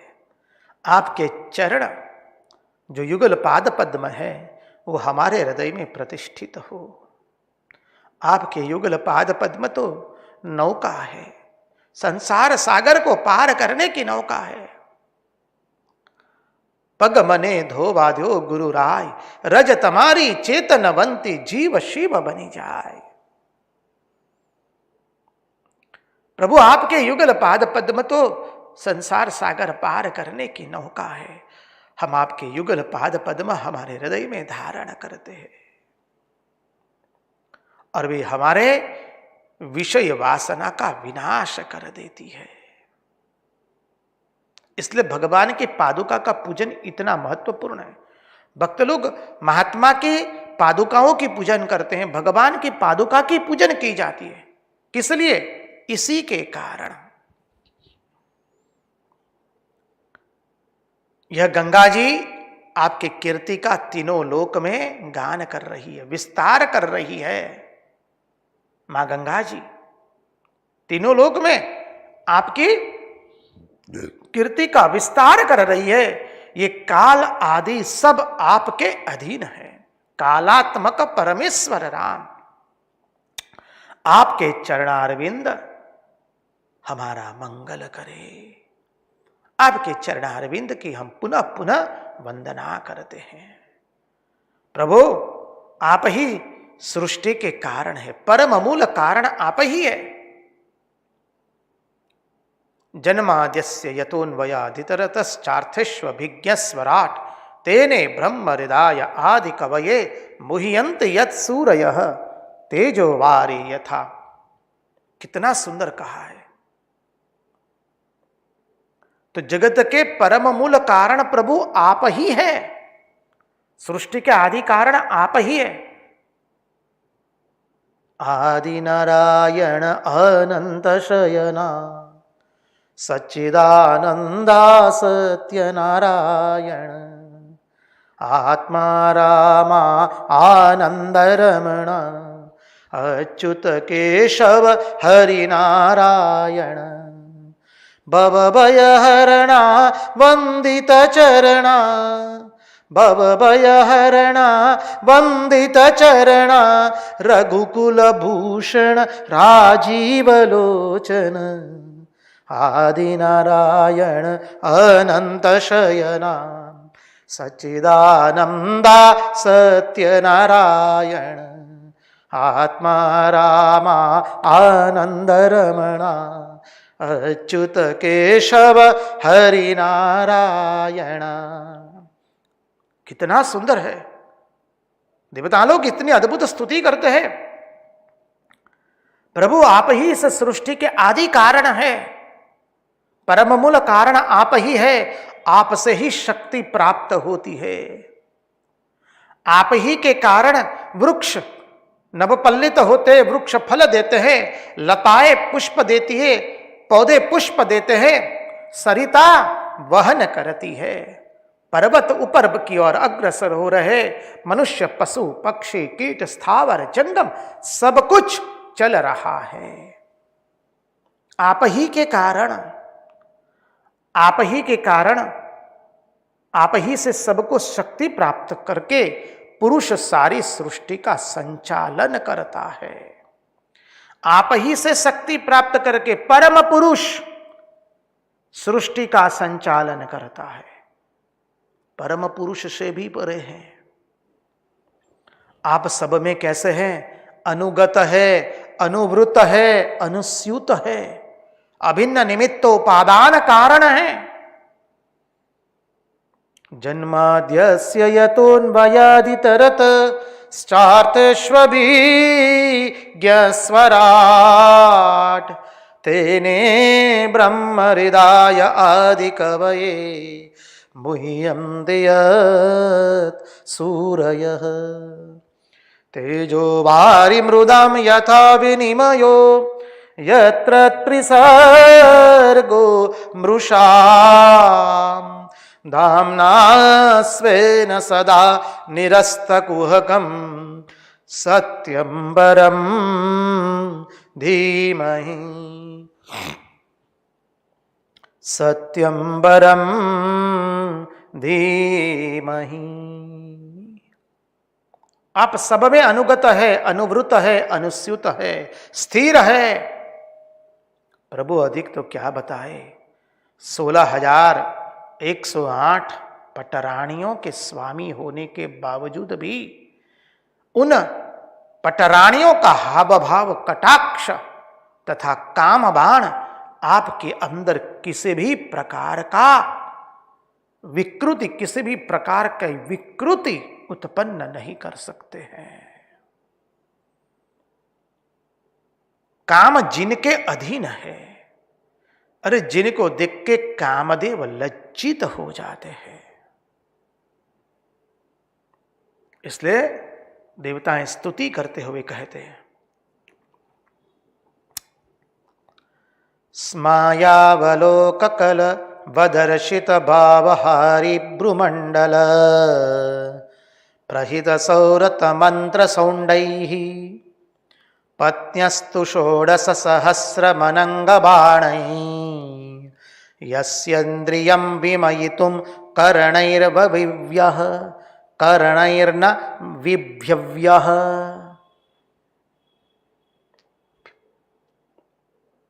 बहुत सुंदर कहा प्रभु। 16,108 पटरानियां हैं आपकी, उनके काम बाण, उनके कटाक्ष, उनके हाव भाव देख करके भी आपके अंदर में तनिक भी विकृति उत्पन्न नहीं होती है। आप सब में अनुगत है। स्मायावलोकलवदर्शित भावहारी भ्रुमंडल प्रहित सौरत मंत्र शौंडैहि। प्रभु आपके कथामृत की जो नदी है, आपके कथामृत की नदी और आपके चरणारविंद की नदी गंगा जी, भगवान के श्री चरणों से मां गंगा जी प्रकट हुई है। तो कहते हैं आपके कथामृत की नदी, तब कथामृतम तप्त जीवनम कवि विरडितम कल्मषापहम। तो बोले आपके कथामृत की नदी और आपके चरणारविंद की नदी गंगा जी दोनों ही सारे पापों और तापों को नष्ट कर देती है, धो डालती है। पवित्र आत्मा लोग उन्हीं का स्पर्श करते हैं। इसलिए पास आ जाता था तो ठाकुर गंगा जी से वो जगह को साफ करवा देते थे। इस प्रकार अब स्तुति करने के बाद देवताएं चतुर भी तो है ना, देवताओं ने क्या किया, इस प्रकार स्तुति करके देवता लोग एक बुद्धिमानी की कि वे सब भगवान को प्रणाम करके आकाश में उड़कर स्थित हो गए, आकाश में उड़े और वहां भगवान के सामने खड़े हो गए।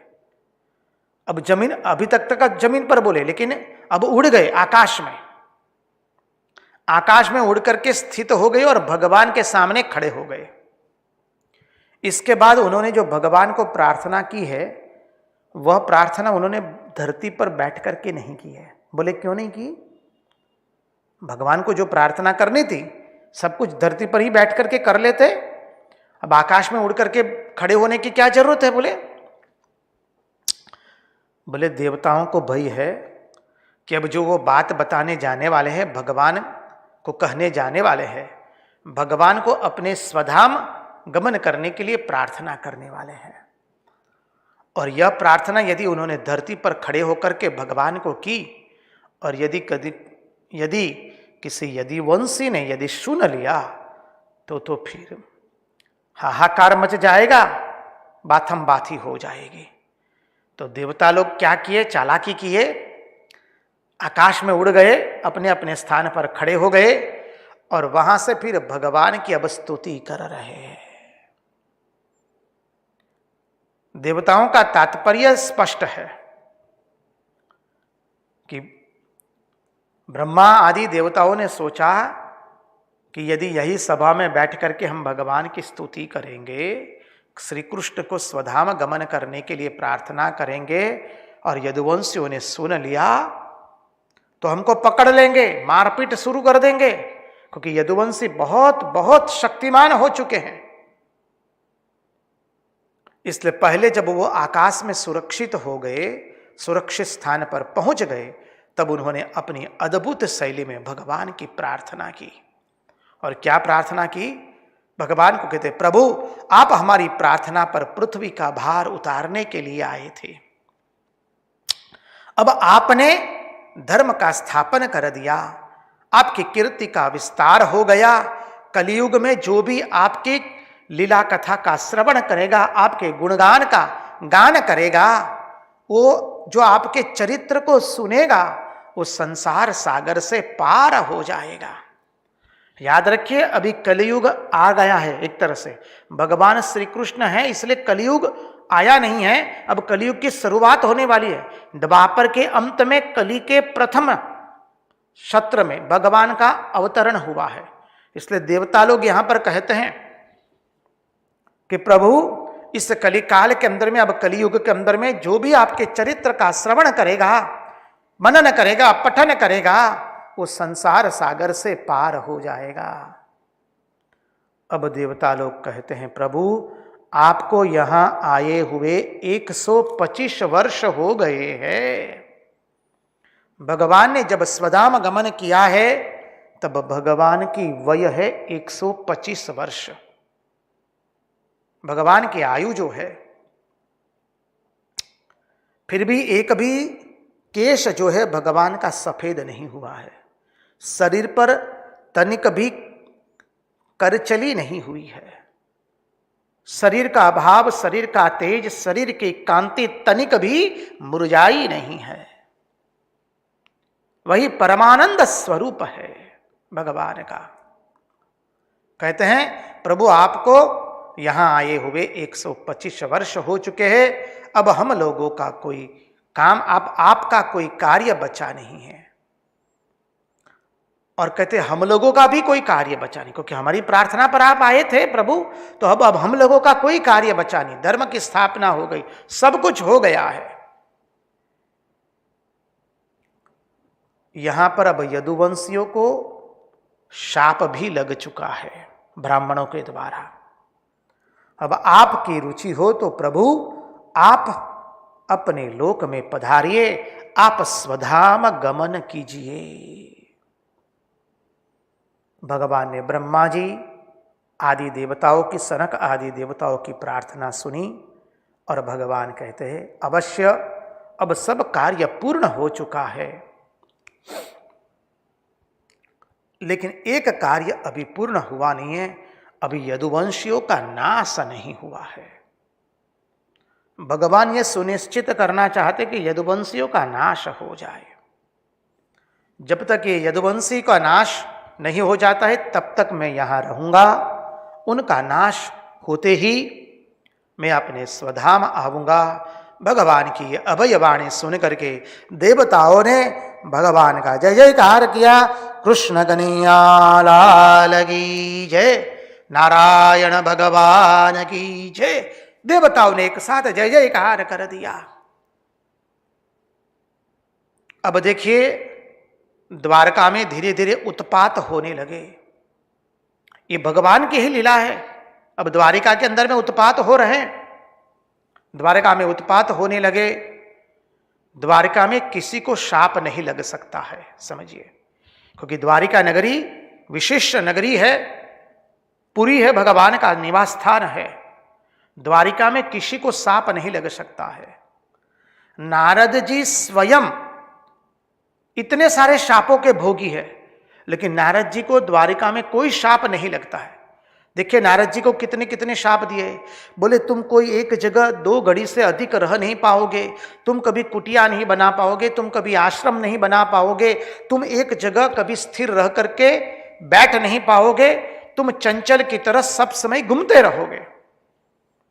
लेकिन द्वारिका में नारद जी पुनः पुनः आ जाते हैं। हमने देखा 10वें स्कंद में, 11वां स्कंद में अभी अभी देखा, नारद जी ने वसुदेव देवकी को नव योगेश्वर एवं निमि राजा का अद्भुत संवाद सुनाया। द्वारिका में नारद जी को भी कोई शाप नहीं लगता है। नारद जी द्वारिका छोड़कर जाते ही नहीं है, भगवान उनको भेजना चाहते बाहर किसी भी बहाने।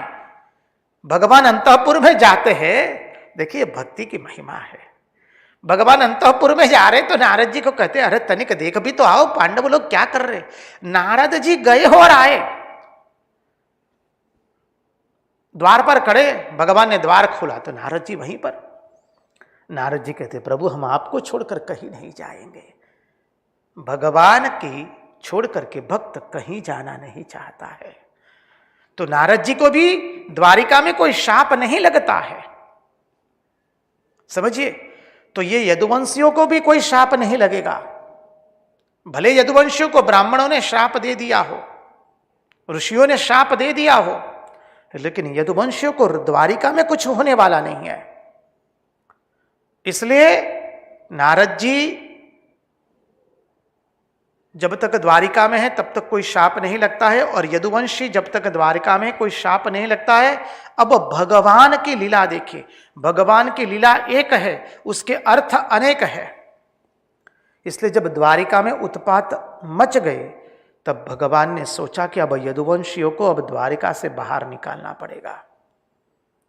इसलिए भगवान कहते हैं, यदुवंशियों को भगवान ने बुलाया और भगवान ने कहा देखिए द्वारिका में उत्पात हो रहा है, बहुत उपद्रव हो रहे हैं, तुम लोग सब तुरंत इसी क्षण प्रभास क्षेत्र में चले जाओ। प्रभास क्षेत्र में चंद्रमा को भी दक्ष के शाप से मुक्ति मिली थी।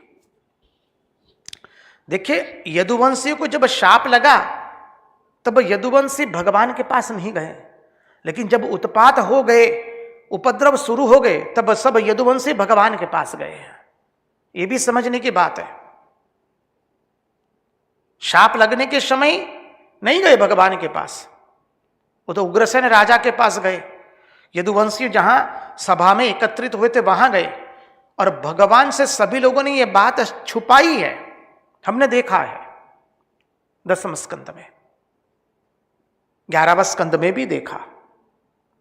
तो कहते हैं भगवान कहते वहां चंद्रमा को भी दक्ष के शाप से मुक्ति मिल गई थी, तो वहां चल करके दान आदि करो, और उससे क्या होगा, ब्राह्मणों के द्वारा जो आप शापित हुए हैं उससे मुक्त हो जाएंगे। भगवान की बात मान करके सभी यदुवंशी तुरंत प्रभास क्षेत्र के लिए प्रस्थान करते हैं।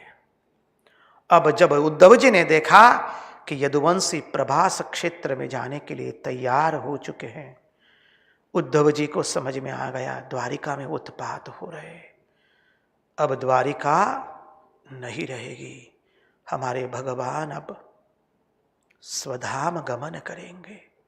उद्धव जी से रहा नहीं गया, उद्धव जी दौड़े दौड़े भगवान के पास आए, भगवान के पास एकांत में बैठे हैं और भगवान की चरण वंदना करके कहते हैं प्रभु मैं समझ गया, अब आप द्वारिका को छोड़ करके अपने स्वधाम जाएंगे। मैं समझ गया कि आप यदुवंश का विनाश करने वाले हैं, यदुवंश को छोड़ करके आप जाना चाहते हैं, इसलिए ब्राह्मणों के शाप को आपने निमित्त बनाया है। आप चाहते तो ब्राह्मणों के शाप को काट सकते थे, आपने ब्राह्मणों के शाप को काटा नहीं है। प्रभु आप जानते हैं, उद्धव जी के नेत्रों में अश्रु भर आए। भगवान के युगल पाद पद्म को पकड़ करके उद्धव जी कहते प्रभु मैं आधि क्षण के लिए भी आपके पाद पद्म को छोड़ करके रह नहीं सकता हूं, मैं आधि क्षण के लिए आपसे अलग नहीं हो सकता हूं, मैं आपके बिना रह नहीं सकता हूं, आपको मुझे ले जाना पड़ेगा अपने पास, मैं आपके बिना रह नहीं पाऊंगा। उद्धव जी गदगद हो गए, भगवान के चरण पकड़ लिए। चरण पकड़ करके भगवान की स्तुति करते हैं। उद्धव जी का कितना प्रेम है। बाल्यावस्था से उद्धव जी भगवान की पूजा करते रहते थे। मां कहती थी बेटा चलो कलेवा भी तो कर लो। उद्धव जी कहते थे ना, मेरे कन्हैया की पूजा पूर्ण नहीं हुई है। और उद्धव जी भगवान को पूजा करते रहते थे। उद्धव जी को भगवान का एक क्षण के लिए भी विरह नहीं हुआ है। सबसे अधिक उद्धव जी ही भगवान के साथ रहे हैं। उद्धव जी बृहस्पति के शिष्य है। गोपियों से प्रेम दीक्षा मिली है।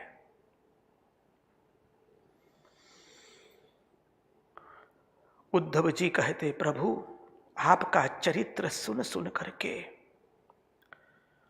मनुष्य के कर्ण पवित्र हो जाएंगे, कर्ण मंगल हो जाएंगे। हम आपके चरणारविंद छोड़ने के लिए तैयार नहीं है। मैं ये सोच नहीं सकता हूं कि मैं आपके बिना रह पाऊंगा। प्रभु मैं तो आपके साथ एक ही पलंग पर आपके साथ मैं सोया हूं। मैं एक आसन पर आपके पास बैठा हूं। हम एक साथ घूमे हैं। मैंने आपके युगल पाद पद्मों की वंदना की है। मैंने आपको एक क्षण के लिए भूला नहीं हूं। एक निमिष के लिए भी मैंने आपका विस्मरण नहीं किया है। मैं आपके बिना रह नहीं पाऊंगा। हम एक साथ घूमे, एक साथ हमने स्नान किया है, एक साथ हमने भोजन किया है, एक साथ पलंग पर हम सो गए हैं। अब मैं आपको छोड़ करके कैसे रह सकता हूं? उद्धव जी रोते रोते भगवान की प्रार्थना करते हैं और कहते प्रभु मैं आपके उतरे हुए वस्त्र पहनता हूं, आपकी प्रसादी ग्रहण करता हूं। आप नहीं होंगे तो मैं क्या करूंगा? मैं आपको छोड़ नहीं सकता हूं। आपकी प्रसादी में ग्रहण करता हूं, आपका उच्छिष्ट में खाता हूं, आपके पहने हुए वस्त्र में पहनता हूं। प्रभु मैं आपके बिना एक निमिष भी रह नहीं सकता हूं। उद्धव जी कहते हैं यद्यपि मैं जानता हूं कि आपकी माया पर विजय प्राप्त करना अत्यंत कठिन है, लेकिन फिर भी आपकी कृपा से बड़े बड़े सन्यासियों को, महात्माओं को जो स्थिति प्राप्त हुई है, हे नाथ मैं आपके अनुग्रह से उस स्थिति को प्राप्त किया है मैंने। अब मैं आपके बिना रह नहीं पाऊंगा। आप मुझे अपने साथ ले चलिए।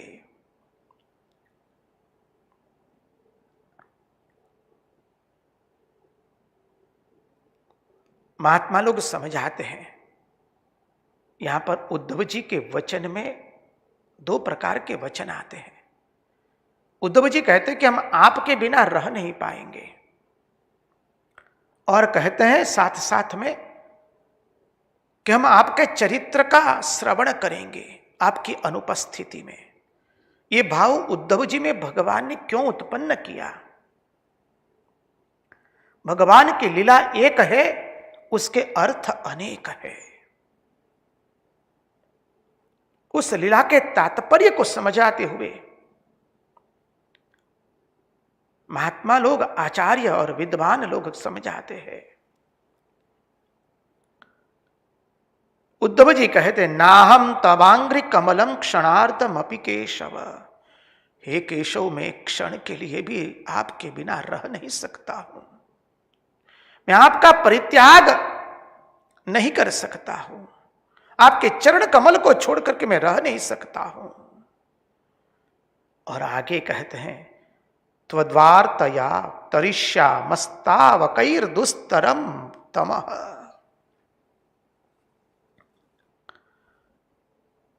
भगवान, मैं आपकी कथा वार्ता करूंगा और उससे आपके वियोग के दुख को दूर करूंगा।